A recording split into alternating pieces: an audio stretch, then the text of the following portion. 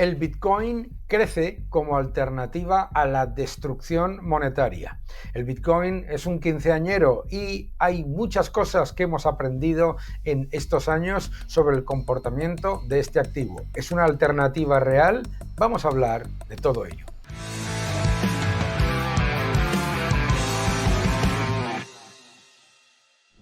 Hola a todos y bienvenidos a mi canal. Muchísimas gracias por vuestros comentarios, por darle un me gusta a este vídeo y por suscribiros, por favor, suscribiros. El nuevo orden económico mundial es el título de mi nuevo libro. No dejéis de comprarlo, en el que hablo sobre todo esto: la política monetaria, energética, tecnológica, qué es lo que está ocurriendo a nivel geopolítico entre Estados Unidos, China, la Unión Europea y el riesgo del avance del Estado depredador. También sobre Bitcoin, el nuevo orden económico mundial. Recordad, mis queridos amigos, si recibís algún mensaje por ahí diciendo que yo estoy creando un club de inversión, etcétera, que eso es completamente falso. Recordad que eso siempre son fraudes, que yo nunca os enviaré mensajes directos ni os invitaré a clubs de inversión o a cursos de inversión. Muchas gracias por denunciarlo si lo recibís en Instagram o en cualquiera de esas otras redes. Vamos a hablar sobre qué es lo que está ocurriendo con el Bitcoin, porque, mis queridos amigos, ha ocurrido algo que históricamente no se habla suficiente. Es lo siguiente, veréis. En los últimos años, el Bitcoin se ha estado comentando en los mercados financieros como un activo de elevado riesgo y elevada volatilidad. Sin embargo, ha cambiado en muchos aspectos. No podemos olvidar que el Bitcoin no deja de ser un quinceañero, ¿verdad?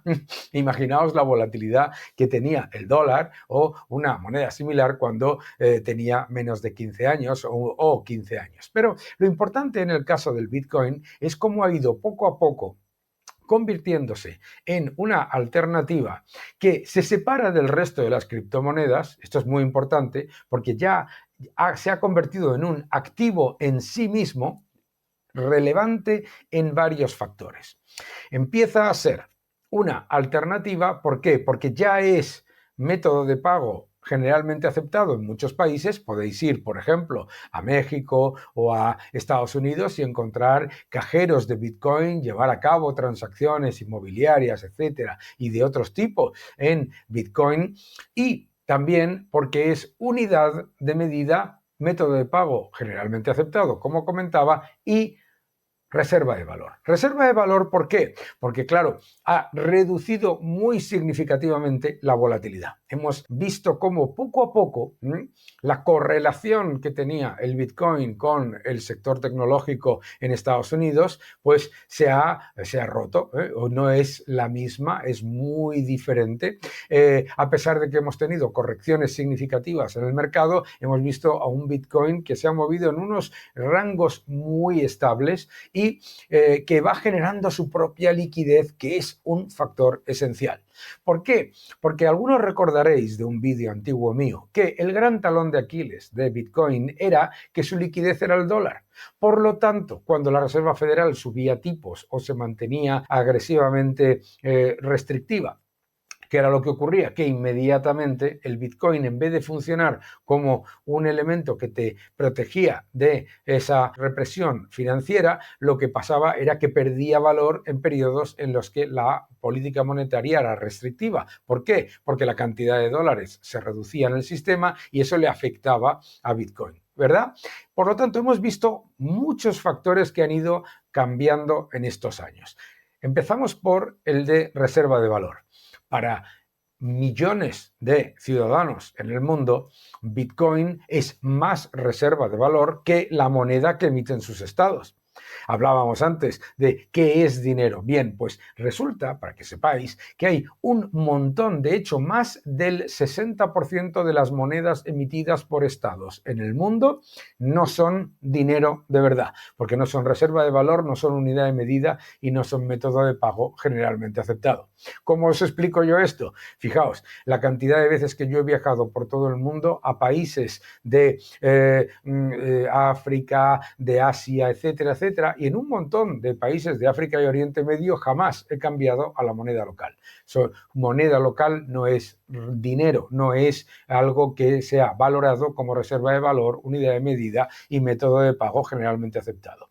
En el caso de Bitcoin, Bitcoin está empezando a ser claramente esos tres factores. Y vamos a ver varios elementos que me gustaría enseñaros. Empezamos por lo que ha sido la evolución de Bitcoin. Fijaos cómo en los últimos años ese proceso de volatilidad a corto plazo que se generaba en periodos de restricción monetaria, etcétera, ha ido a un momento de estabilidad y un momento de estabilidad bastante importante. De hecho, si ves la evolución de Bitcoin, es una evolución francamente interesante desde el punto de vista de las personas que antes le tenían miedo por percibir que caía mucho o que subía demasiado dependiendo de factores que estaban muy alejados de análisis sobre la demanda marginal de esta nueva alternativa monetaria, ¿de acuerdo?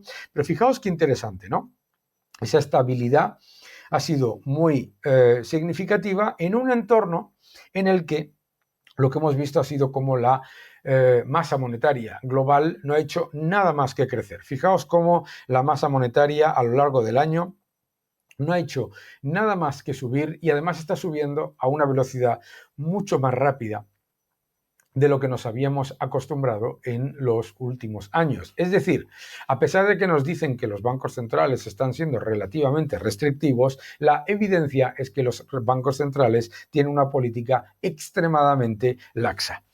Yo he publicado en Hedgeye y en Mises un artículo en el que explico cómo el Bitcoin y el oro son los únicos que pueden parar a los gobiernos a la hora de su política de reducir y de destruir el poder adquisitivo de la moneda. Aquí podéis ver este maravilloso chiste de Be Rich en Hedgeye ilustrando mi artículo en el que se muestra cómo los gobiernos imprimen dinero. ¿Qué es imprimir dinero? Imprimir dinero es imprimir deuda. Los gobiernos aumentan constantemente la deuda, pero está pasando algo que ha cambiado significativamente, que es el hecho de que los bancos centrales del mundo están reduciendo su exposición a lo que es la moneda de los estados desarrollados, es decir, la deuda soberana.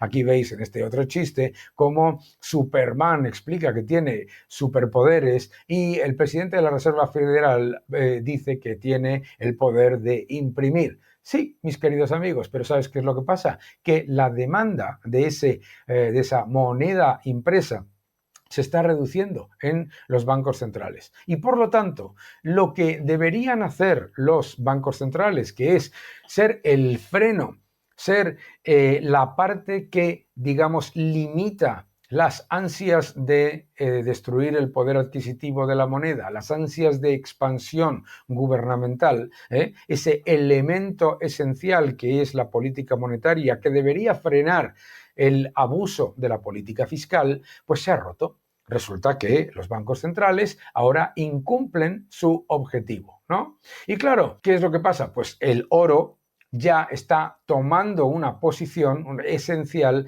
entre los bancos centrales del mundo. Los bancos centrales ya hemos visto como en el último dato el oro supera ya al euro como reserva en el activo de los bancos centrales del mundo. Está el dólar primero, después el oro y después el euro. Es decir, cada vez hay menos demanda de esta deuda de los países soberanos desarrollados y más de oro. El chiste dice, es tan bueno como el oro, es tan bueno como, bueno, pues como el oro, efectivamente. Y otra cosa que comento es el error que está cometiendo el Banco Central Europeo a la hora de continuar con una política monetaria completamente acomodaticia y expansiva, que lo que está haciendo es que los estados simplemente tengan una posición descontrolada.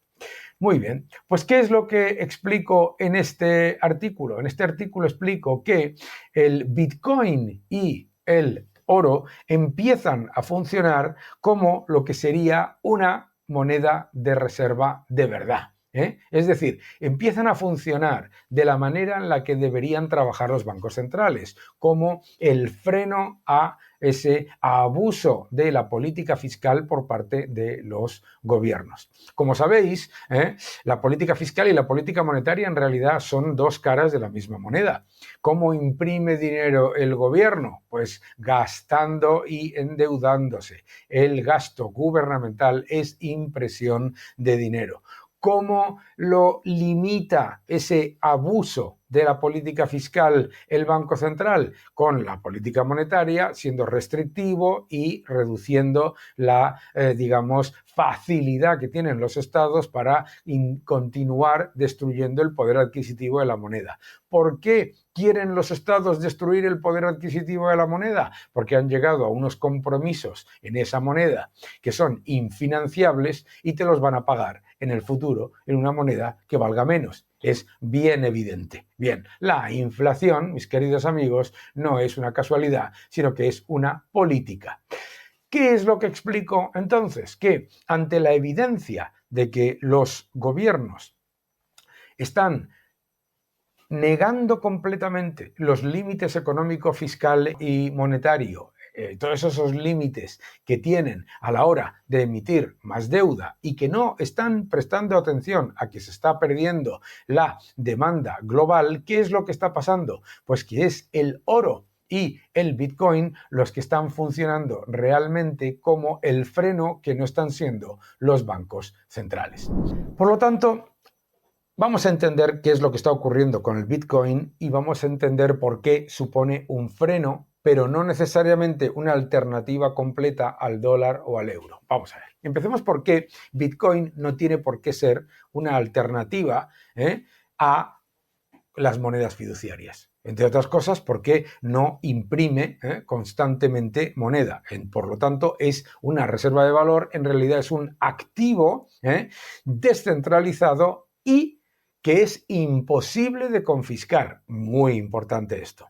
Por lo tanto, el Bitcoin empieza a funcionar como funcionaría una moneda de reserva que limita el poder expansionista de la política fiscal del gobierno. ¿Vale? Los gobiernos lo que hacen es, obviamente, gastar, imprimir, endeudarse, ¿de acuerdo? Y la política monetaria debería frenarles la posición. Los bancos centrales han abandonado esa posición de ser los garantes de la estabilidad monetaria y de la reducción de la inflación y, por lo tanto, es el Bitcoin, por un lado, por el lado de los activos descentralizados, el que funciona como ese freno. Es decir, los gobiernos se dan cuenta de que no pueden imprimir todo lo que quieren y que no pueden destruir el poder adquisitivo de la moneda tanto como quieren. Y en el lado fiduciario, los bancos centrales del mundo están atesorando más oro en su banco central, ¿de acuerdo? También como activo de reserva de mayor valor. Interesante ver qué es lo que ha hecho Estados Unidos. Estados Unidos ha decidido ser el centro global de las criptomonedas y los criptoactivos. Ha decidido que la mejor manera de fortalecer al dólar como moneda de reserva del mundo es precisamente la de defender que sea Estados Unidos el líder global en Bitcoin y en criptoactivos. El secretario de Estado, Scott Bessent, lo explica de una manera absolutamente admirable. Vamos a verlo. King Bauer, a journalist who's followed Treasury for about 40 years. Yeah. And he talks about every time there was a narrative that the U.S. was going to lose reserve currency status, why it's never happened. Mm-hmm. And because crypto, that seems to be a threat to the dollar, doesn't it? I think it's the opposite. Ojo, esto es absolutamente esencial, absolutamente esencial. Explica el secretario de Estado de Estados Unidos, del Tesoro, Scott Bessent, ¿por qué? Porque el dólar no ha perdido la posición como moneda de reserva del mundo tantas veces como se le ha acusado de que lo iba a hacer. ¿Por qué? Porque no hay alternativa. Esto es muy importante. El dólar, con todas las debilidades que tiene, su comparativa con cualquier otra moneda fiduciaria no tiene color. Y entonces le pregunta la periodista, bueno, pero el Bitcoin puede ser una amenaza, las criptomonedas pueden ser una amenaza, ¿no? Y dice, el secretario de Estado del Tesoro de Estados Unidos, creo que es lo contrario. ¿Va a explicar por qué? Really? I think stable coins could reinforce dollar supremacy. Los stablecoins van a fortalecer la supremacía del dólar. Because with stablecoins could end up being one of the largest buyers of U.S. Treasuries or T-bills. Mm-hmm. Los stablecoins van a ser uno de los mayores compradores de bonos del tesoro. So all of a sudden, if you are using a stablecoin in Nigeria that's backed by the US dollar, you don't actually have to have dollars. It's on your phone. You can transact. So I think there's a very good chance that crypto is actually one of the things that locks in dollar supremacy. Esto es importante, claro, porque los stablecoins, como te digo, están soportados por el dólar, ¿de acuerdo? En estos que tienen un respaldo del dólar, significa que el respaldo son ¿qué? Bonos del Estado de Estados Unidos. Y por el otro lado, el Bitcoin, que no tiene ese respaldo porque es una moneda completamente descentralizada y no tiene absolutamente nada que ver con los stablecoins, no es una amenaza, sino que lo que hace es que le pone una nueva restricción a las veleidades expansivas del abuso de la política fiscal al gobierno de Estados Unidos. ¿Lo entendéis? Es decir, los stablecoins, por un lado, están apoyando la supremacía del dólar y por el otro lado, las criptomonedas y el Bitcoin en particular no son una amenaza. That way it was crucial that Donald Trump get involved in crypto rather than trying to constrain it like Joe Biden was. I think constrain's too mild a word. I think make it extinct. Oh. So this administration's commitment to digital assets, it's innovation because there's so many other things that happen around digital assets. And also, it's one of those things that it's one of the most important phenomena that's happening in the world. And the U.S. just ignored it. Es uno de los fenómenos más importantes que se han dado en la historia y Estados Unidos lo ha ignorado. La administración Biden no solamente estaba intentando limitar, sino destruir a los activos digitales. ¿Y qué es lo que está diciendo el secretario de Estado, Scott Bessent? Que un líder no debe temer a la competencia. Eso es lo que te está diciendo. ¿Qué está diciendo? Por un lado, que hay que aprovechar todo lo que trae la innovación en los activos digitales para fortalecer la posición del dólar y también para fortalecer la posición de Estados Unidos como centro global de esos activos digitales. Eso va a dar muchísima más libertad a los ciudadanos y va además a fortalecer la posición de estas alternativas como corsé a las veleidades de expansión del abuso fiscal por parte de los estados. Es decir, el Bitcoin se ha convertido en un activo de reserva de valor que no es expropiable, absolutamente clave, porque otros, si tienes una casa, te la pueden expropiar. Importante ese factor. Factor adicional, tiene su propia liquidez, ya está funcionando con un nivel de volatilidad mucho menor y además empieza a ser unidad de medida, reserva de valor y método de pago generalmente aceptado. Adicionalmente, la administración de Estados Unidos toma la decisión correcta y se presenta como el líder global en el hub de criptoactivos y de activos digitales. Todo esto es esencial porque Scott Bessent y el gobierno de Trump se han dado cuenta de que si lo que quieres es mantener al dólar como moneda de reserva del mundo, tienes que abrazar la competencia y tienes que traer toda la innovación que traen los activos digitales. ¿Quién se equivoca? Se equivocan en el Banco Central Europeo intentando generar represión vía el euro digital. Gracias a Dios, en Estados Unidos, la administración Trump ha prohibido las monedas digitales de los bancos centrales Y el Banco Central Europeo se equivoca intentando, digamos, defender al euro como moneda de reserva del mundo vía represión y vía introducción legislativa de una imposición de la moneda digital del Banco Central. Fíjate las dos posiciones. El Banco Central quiere imponer y reprimir vía esa moneda digital, y en el caso de Estados Unidos, el gobierno de Estados Unidos, el presidente Trump, prohíbe las monedas digitales de los bancos centrales. Sin embargo, abraza y atrae toda la innovación y toda la inversión posible en activos digitales. ¿Cuál es la diferencia entre los dos? Veréis, las monedas digitales de los bancos centrales, tenéis un vídeo en este canal, no son nada más que un mecanismo de control estatal vía monetaria, es decir, de tener a los ciudadanos rehenes vía la moneda. Sin embargo, la diversificación y la innovación y las monedas digitales descentralizadas no solamente dan más libertad, sino que además ponen un corsé a esas veleidades de abuso fiscal por parte de los gobiernos. Es absolutamente fascinante. Pero lo importante es lo que está ocurriendo con Bitcoin, lo que está ocurriendo en el mundo monetario. Por un lado, están perdiendo su posición como reserva de valor las monedas estatales, es decir, los bonos soberanos en el activo de los bancos centrales. Muchos bancos centrales están atesorando oro, otros, ojo, El Salvador y otros, están atesorando Bitcoin. Bitcoin a la vez está creciendo como reserva de valor, activo más estable y no tan volátil, y además como medida, unidad de medida y método de pago generalmente aceptado.